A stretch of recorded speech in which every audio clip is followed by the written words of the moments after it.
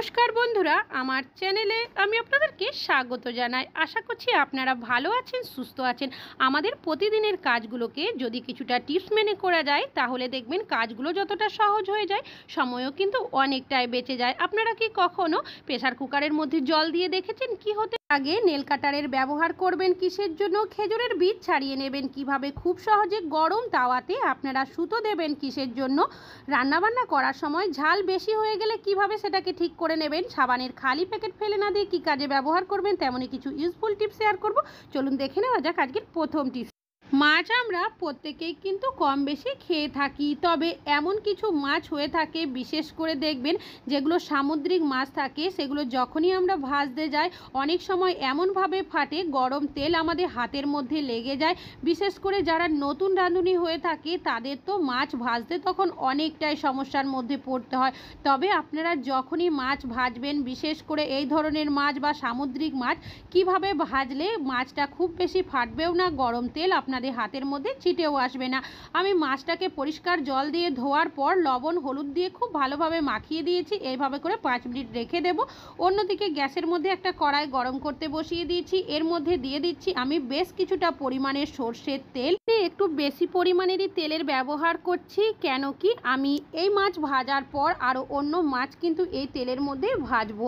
তেলটা যখন একটু গরম হতে শুরু করবে তখন আমি এর মধ্যে দিয়ে দেব সামান্য পরিমাণে লবণ। এবার লবণটা দেওয়ার পর খুব ভালোভাবে এই তেলের সাথে লবণটাকে আমি মিশিয়ে নেব। আর দেখতেই পাচ্ছেন এখন কিন্তু লবণটা খুব ভালোভাবে মিশিয়ে নেওয়াও হয়ে গেছে আর তেলটা কিন্তু খুব ভালোভাবে গরম হয়ে গেছে। তেলটা যদি আপনারা খুব ভালোভাবে গরম না করেন সেক্ষেত্রে দেখবেন যখনই আপনারা মাছ ভাজবেন কড়াইয়ের মধ্যে কিন্তু মাছ লেগে যাবে আর মাছ কিন্তু ভালোভাবে ভাজতে পারবেন না, মাছটা ভেঙে যাবে। অবশ্যই তেলটাকে ভালোভাবে আগে গরম করে নিতে হবে। এবার লবণই বা কেন দেবেন, লবণ দেওয়ার একটাই কারণ, বিশেষ করে দেখবেন সামুদ্রিক মাছ ভাজতে গেলেই মাছ ফেটে যায়। তবে আপনারা যদি তেলের মধ্যে লবণ দিয়ে দেন সেক্ষেত্রে মাছ কিন্তু খুব বেশি ফাটবে না, গরম তেল আপনাদের হাতের মধ্যে ছিটেও আসবে না। তাছাড়াও যেহেতু আমরা এখানে তেলটা ভালো মতো গরম করে নিয়েছি একসাথে অনেকগুলো মাছও ভেজে নিতে পারবেন, এতে করে আপনাদের গ্যাসের খরচও কিন্তু অনেকটাই কমে যাবে। আর দেখতেই পাচ্ছেন আমি মাছগুলো এইভাবে করে উল্টে নিচ্ছি। তবে মাছ দেওয়ার সাথে সাথে কিন্তু আপনারা মাছ কখনোই উল্টাবেন না, কিছুক্ষণ রাখার পর যখন তলার দিকটা ছেড়ে আসবে তখনই কিন্তু মাছটাকে উল্টে নিতে হবে। আর দেখতেই পাচ্ছেন মাছ কিন্তু আমার খুব ভালোভাবে এখানে ভেজে নেওয়া হয়ে গেছে। আমি সব মাছগুলো ভেজে নিয়েছি আর দেখতেই পাচ্ছেন সব মাছগুলো কিন্তু ভালোভাবে ভেজে নেওয়া হয়ে গেছে, কোনো মাছ কিন্তু আমার ভেঙেও যায়নি। আশা করছি এই টিপসটা আপনাদের অনেক বেশি কাজে আসবে। ভালো লাগলে লাইক করবেন। এখন চলে যাচ্ছি পরবর্তী টিপস। এখানে নিয়েছি চিরুনি। চিরুনি আমরা প্রত্যেকেই চুল ছাড়ানোর জন্য ব্যবহার করে থাকি, তবে যখন নতুন চিরুনি বাজার থেকে কিনে নিয়ে আসি এই যে দাঁতের মতো অংশগুলো থাকে সেটা দেখবেন অনেকটাই ধারালো থাকে। আর নতুন চিরুনি দিয়ে যখনই আমরা চুল ছাড়িয়ে থাকি অনেক সময় আমাদের মাথার মধ্যে ব্যথা হয়ে যায়। তাছাড়াও ছোট বাচ্চারা যদি ছাড়িয়ে থাকে অনেক সময় রক্তও বেরিয়ে যায়। তো আপনারা কি করবেন, নিয়ে নেবেন একটা নেল কাটার।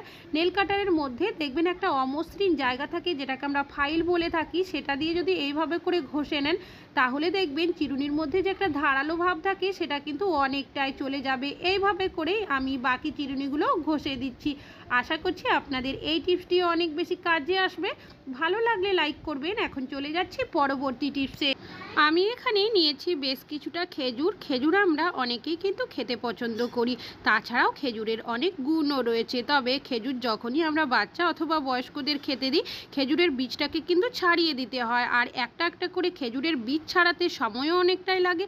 তাছাড়াও অনেক সময় দেখা যায় খেজুরের বীজ ছাড়াতে গিয়ে টুকরো টুকরো হয়ে যায়। কি করবেন, নিয়ে নেবেন যে কোনো একটা পরিষ্কার কাঠি অথবা তার বা এই ধরনের পেন, তবে অবশ্যই কিন্তু ভালোভাবে জল দিয়ে ধুয়ে নেবেন। এবার খেজুরটার বীজটা যদি আপনারা এইভাবে করে ছাড়িয়ে নেন সেক্ষেত্রে দেখবেন খুব সহজে ছাড়িয়েও নিতে পারবেন, এমনকি খেজুরটা ভেঙেও যাবে না।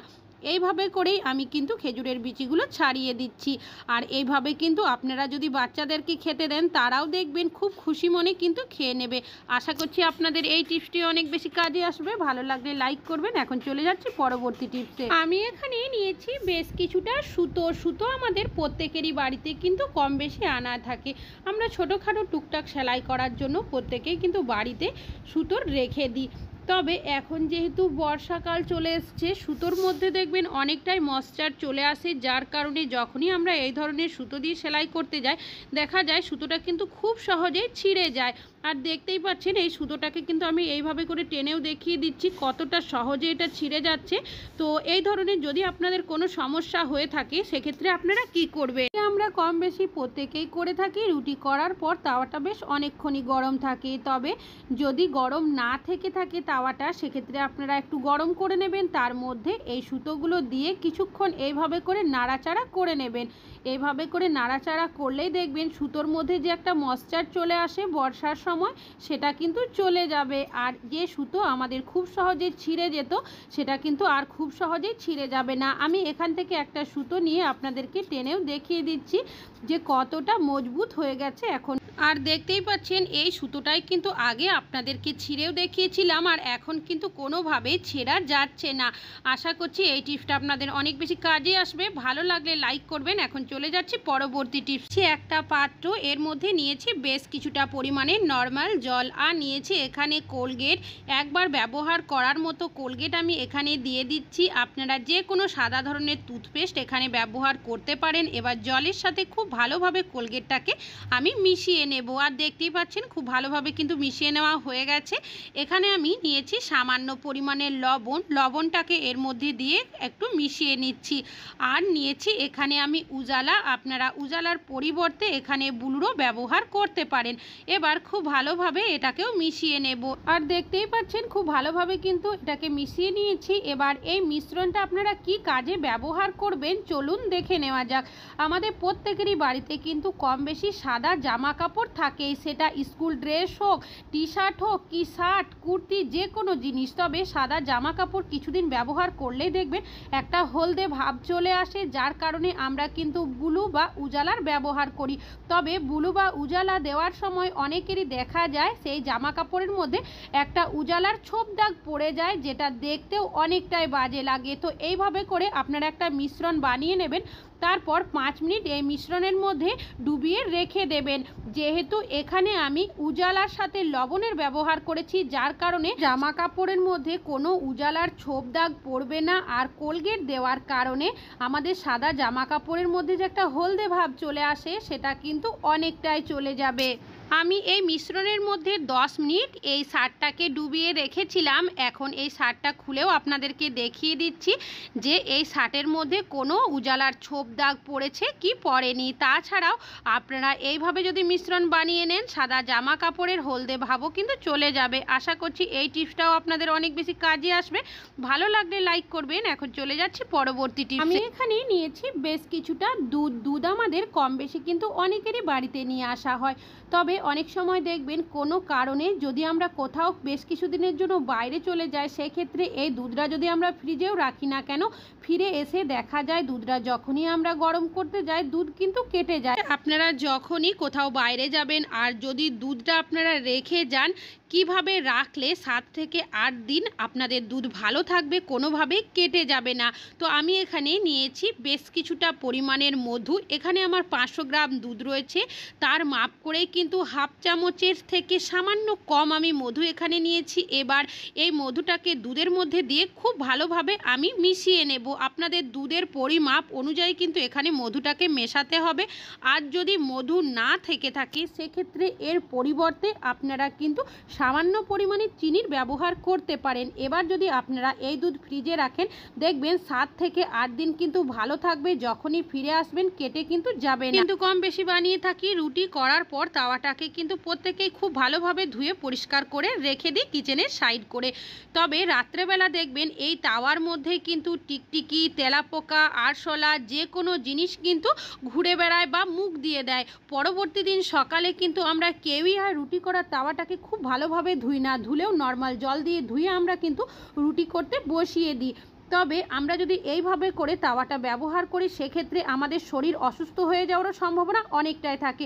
তো আপনারা কি করবেন, নিয়ে নেবেন একটা পরিষ্কার প্লাস্টিক। যখনই আপনারা রুটি করে পরিষ্কারভাবে তাওয়াটাকে ধুয়ে নেবেন, খুব ভালোভাবে তাওয়াটাকে পুছে একটা প্লাস্টিকের মধ্যে এইভাবে করে যদি রেখে দেন সেক্ষেত্রে দেখবেন কোনো রকমের তেলাপোকা, আরশোলা, টিকটিকি মুখ দিতে পারবে না, যার কারণে সকালে কিন্তু খুব বেশি ঘষা মাজা আপনাদের তাওয়াটাকে করতে হবে না। নর্মাল জল দিয়ে ধুয়েই কিন্তু আপনারা এই তাওয়ার মধ্যে রুটি বা পরোটা বানিয়ে নিতে পারেন। আশা করছি এই টিপসটিও আপনাদের অনেক বেশি কাজে আসবে। ভালো লাগলে লাইক করবেন। এখন চলে যাচ্ছি পরবর্তী রান্না বান্না। কম বেশি আমরা অনেকেই করে থাকি যাতে করে রান্নাটা তাড়াতাড়ি হয়, এমনকি গ্যাসের খরচ অনেকটাই কম হয়। তবে যখন আমরা প্রেসার কুকারে কোনো কিছু রান্না বান্না করতে যাই, যদি কোনোভাবে জল বেশি হয়ে যায় বা রাবারটা ঢিলে হয়ে যায়, ঠিকঠাকভাবে সিটি পড়ে না সাইড দিয়ে, অথবা প্রেসার কুকারের সিটি দিক দিয়ে খাবারটা কিন্তু বেরিয়ে যায়। এতে করে আমাদের খাবারটাও ঠিকঠাকভাবে হয় না, এমনকি আমাদের প্রেসার কুকারটাও অনেকটাই নোংরা হয়, ঘষা মাজা করে পরিষ্কারও করতে হয়। তবে আপনারা যখনই প্রেসার কুকারের মধ্যে কোনো কিছু রান্না বান্না করবেন, এমন কি করবেন যাতে করে প্রেসার কুকারের মধ্যে খাবারটাও ঠিকঠাকভাবে হয়ে যায়, এমনকি আপনাদের প্রেসার কুকারটাও নোংরা হবে না। চলুন দেখে নেওয়া যায়। প্রেসার কুকারে কোনো কিছু রান্না বান্না করবেন, যখন দেখবেন প্রেসার কুকার থেকে একটা প্রেসারের শব্দ আসতে শুরু করছে, সেই সময় আপনারা কি করবেন, নিয়ে নেবেন সামান্য পরিমাণের জল। এবার এই ঢাকনার সাইড দিয়ে এইভাবে করে কিছুটা জল আপনারা দিয়ে দেবেন। এতে কি হবে, আমাদের ঢাকনার যে সাইডগুলো রয়েছে তার মধ্যে কিন্তু জলটা চলে যাবে, যার কারণে সিটিটা ঠিকঠাকভাবে পড়বে। এমনকি যে সিটি দিক দিয়ে খাবার বেরিয়ে যায় সেটা কিন্তু কোনোভাবে বেরিয়ে যাবে না, এমনকি আপনাদের প্রেসার কুকারটাও নোংরা হবে না। এবার আমি এই প্রেসার কুকারটা একটু ঠান্ডা করে নেওয়ার পর খাবারটাও আপনাদের বের করে দেখিয়ে দিচ্ছি। আমার কিন্তু এখানে জল বেশ অনেকটাই রয়েছে, তবে ডালটা কিন্তু ভালোভাবে সেদ্ধও হয়ে গেছে, আর প্রেসার কুকারে সিটি দিয়ে কিন্তু কোনো খাবারও আমার বেরিয়েও যায়নি। আশা করছি আপনাদের যদি এই ধরনের সমস্যা হয়ে থাকে, এই টিপসটা অ্যাপ্লাই করতে পারেন, খুব ভালো ফল পাবেন। ভালো লাগলে লাইক করবেন। এখন চলে যাচ্ছি পরবর্তী। নিয়েছি একটা সাবানের খালি প্যাকেট। সাবান আমরা প্রত্যেকে ব্যবহার করে থাকি, তবে সাবানের যে খালি প্যাকেটটা থাকে সেটা কিন্তু সকলেই ফেলে দিই, কোনো কাজে আমরা ব্যবহার করি না। এই সাবানের খালি প্যাকেট ফেলে না দিয়ে আপনারা কি কাজে কিভাবে ব্যবহার করবেন চলুন দেখে নেওয়া যাক। তেমনই একটা টিপস আপনাদের কাছে আমি শেয়ার করব। প্রথমে সাবানের যে খালি প্যাকেটটা রয়েছে তার মধ্যে আমি বেশ কিছুটা ফুটো করে নেব। আমি এখানে সেফটি পিনের ব্যবহার করছি, আপনারা যে কোনো ধারালো জিনিস এখানে ব্যবহার করতে পারেন। এবার এই যে প্যাকেটের মুখটা রয়েছে সেটাকে আমি এইভাবে করে খুলে নিচ্ছি, আর নিয়ে নিয়েছি এখানে সামান্য পরিমাণের লবণ। লবণটাকে আমি এই প্যাকেটের মধ্যে এইভাবে করে দিয়ে দিচ্ছি। আর নিয়েছি এখানে আমি কর্পূর। কর্পূরও কিন্তু আমাদের প্রত্যেকেরই বাড়িতে থাকে, তো হাতের সাহায্যে যতটা সম্ভব গুঁড়ো করে এর মধ্যে দিয়ে দিয়েছি। এবার এই প্যাকেটের মুখটাকে আমি এইভাবে করে বন্ধ করে দিচ্ছি, যাতে করে ওপর সাইড থেকে কোনোভাবেই এই কর্পূরের গন্ধটা বেরিয়ে না যায়। হালকা বেরিয়ে যাওয়ার জন্য আমি এখানে কিন্তু বেশ কিছুটা ফুটো করে নিয়েছি। এখানে একটা টেপ দিয়ে আমি এইভাবে করে ওপরটাকে আটকে দিলাম। এবার সাবানের যে প্যাকেটের উল্টো সাইডটা রয়েছে তার মধ্যেও এইভাবে করে একটা ডবল সাইজের টেপ দিয়ে আটকে দিয়েছি। এটা কি কাজে ব্যবহার করবেন চলুন দেখে নেওয়া যাক। আমরা প্রত্যেকেই কিন্তু টয়লেটের ব্যবহার করে থাকি, তবে রোজ রোজ কারো পক্ষেই কিন্তু টয়লেট পরিষ্কার করা সম্ভব নয়। তবে টয়লেট আমরা যতই ভালোভাবে পরিষ্কার করি না কেন, দেখবেন টয়লেট থেকে একটা বাজে গন্ধ কিন্তু বেরোতেই থাকে। তো এইভাবে আপনারা লবণের সাথে একটু কর্পূর মিশিয়ে তারপর সাবানের খালি প্যাকেটটা যদি টয়লেটের দেওয়ালে এভাবে লাগিয়ে দেন, সেক্ষেত্রে দেখবেন টয়লেটের মধ্যে যদি কোনো বাজে দুর্গন্ধ থাকে সেটা কিন্তু খুব সহজেই অ্যাবজর্ব করে নেবে এই কর্পূর আর লবণ, আর টয়লেট থেকে একটা সুন্দর গন্ধও কিন্তু বেরোতে শুরু করবে। আশা করছি এই টিপসটা আপনাদের অনেক বেশি কাজে আসবে।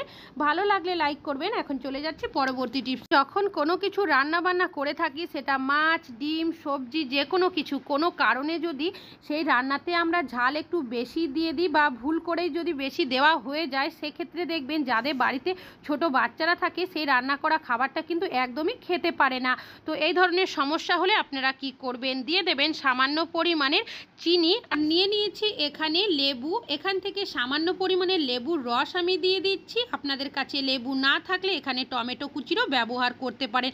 তাছাড়াও টমেটো দেওয়ার কারণে রান্নার স্বাদ কিন্তু আরও অনেক গুণে বেড়ে যাবে। চিনি আমাদের রান্নাটা ব্যালেন্স করতে সাহায্য করবে, আর যেহেতু আমি এখানে টমেটো কুচি আর লেবুর ব্যবহার করেছি, আমাদের যে ঝাল ভাবটা থাকবে রান্নার সেটা কিন্তু খুব সহজেই কমিয়ে নিতে সাহায্য করবে। ভালো লাগলে লাইক করবেন।